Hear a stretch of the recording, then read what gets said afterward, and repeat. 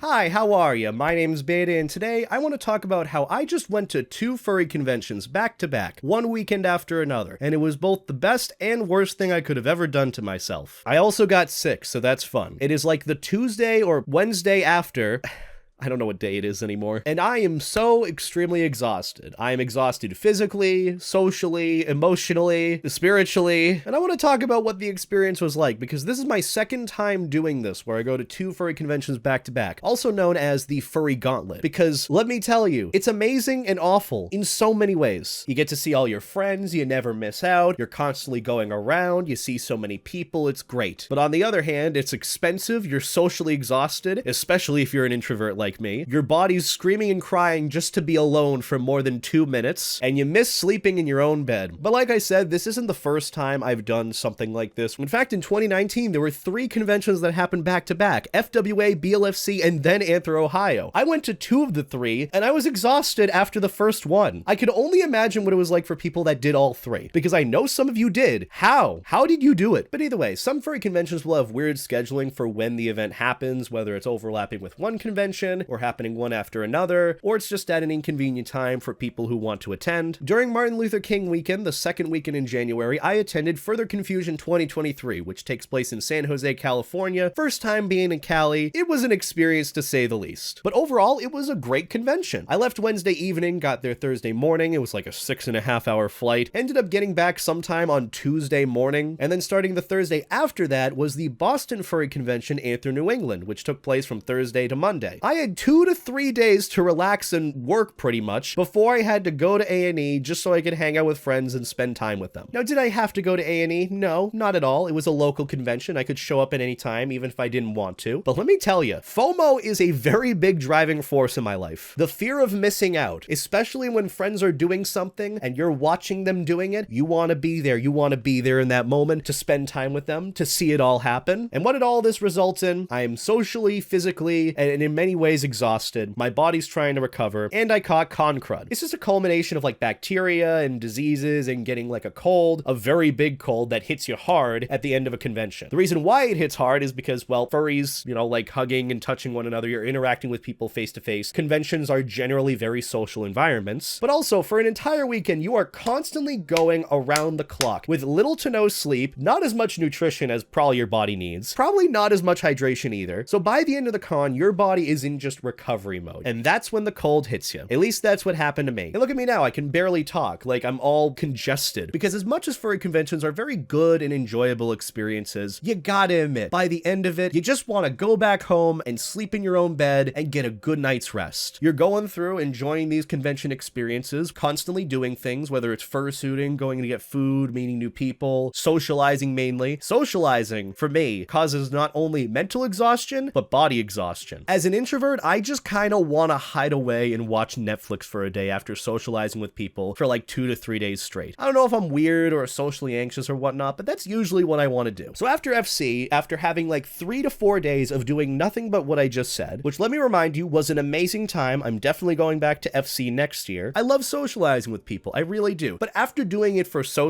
long in a given time period, I just need some time to be alone. I didn't really get that after FC because like 2 to 3 days later, not even, I was on my way to Anthro New England, which again was a really great time. It was a lot more low energy. I seemed very socially exhausted and tired, at least from what people had told me, but it was still a fun experience nonetheless. Lots of really good food, good times with friends. I got to fursuit around. I got my eyes blown out by the giant lit up billboard in the front of the hotel. You know that image of like Lemmy waking up? That was me every single time I looked at that. But now that the con is over, why did I do that to myself? And I'm glad I did it. I wouldn't trade those experiences and memories for anything else. But at the same time, I'm sick and I have to go back to work with all this, and I can't necessarily do that as well as I would have hoped. Though granted, it is not nearly as bad as when I did my very first furry gauntlet back in 2019. And now we're going on to another story time, which will hopefully be a bit shorter, but a lot more happened in the end. For my very first furry gauntlet, I ended up attending BLFC 2019, which takes place in Reno, Nevada, first time being that far west. And then the weekend after that was Anthro Ohio. I ended up attending BLFC CLFC, was a great time, was still kind of exhausted after all that travel, but I was really excited for Anthro, Ohio. Some things sort of happened with my flights, and I ended up sleeping on the airport floor in Salt Lake City. That's another story for another day. But the big difference between the furry gauntlet then versus now is back then, I didn't really have that buffer period to just relax and exist on my own. I was traveling from Reno to Ohio, back home in Massachusetts. And by the time I got to Anthro, Ohio, I realized I was socially exhausted that I just needed to relax in my hotel room for like 1 to 2 to 3 hours a day, at least. And then I realized my throat was scratchy and I was coughing a lot, so I was kind of quarantined a little bit by my friends. And once I got back home, I was diagnosed with bronchitis. And then for the next 3 months, pretty much for the rest of that summer, I had a constant cough that just would not go away. No matter what my doctor put me on, it just did not go away. And I had to suck it up and tough it out. Was it the furry convention's fault? No. Was it necessarily my fault?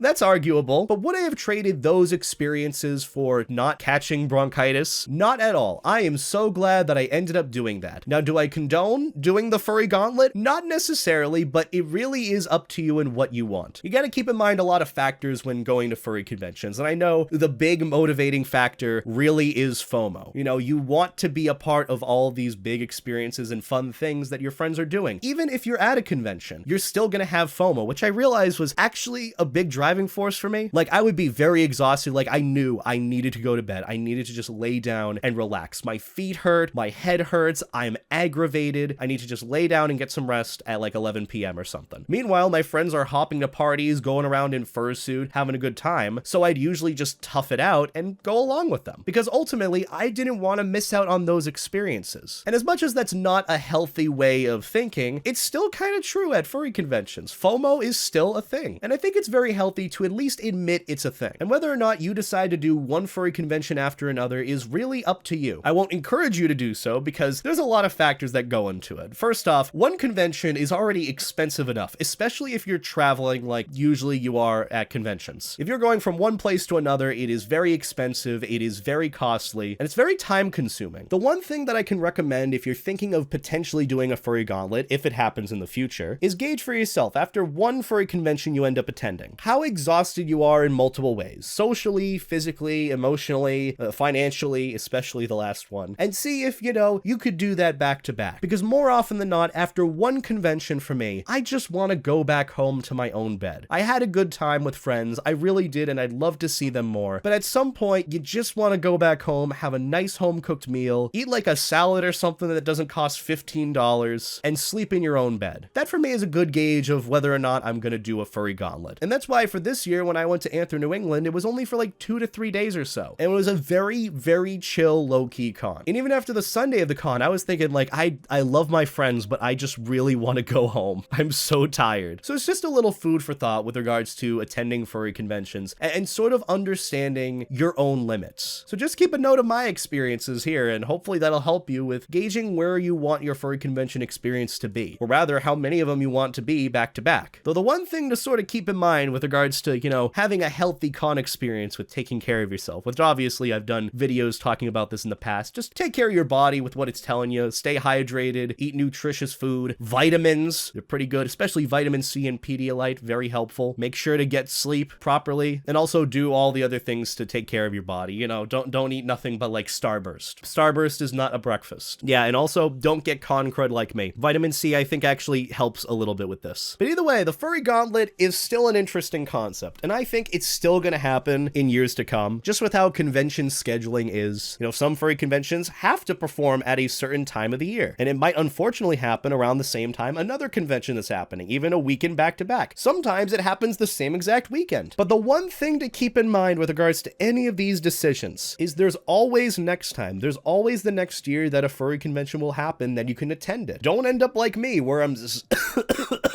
where I'm sick after a furry convention and I just need even more time to recuperate and relax. As much as it's fun and as much as I wouldn't trade those experiences for anything, you still got to take care of yourself. But either way, I hope that my experiences help enlighten you for any of your future con endeavors with traveling or going to furry events, because I know furry conventions are sort of the prime in experiencing the furry community, the furry fandom as a whole. But at the same time, enjoying it within reason and within regulation is also good. But either way, I have one last clip clip from my stream that I want to show you where I went over the furry gauntlet that I participated in that actually highlights what I would have missed out on if I hadn't gone to A&E. Part of A&E is I got to meet Foster, and I'm a fucking tomato in this picture.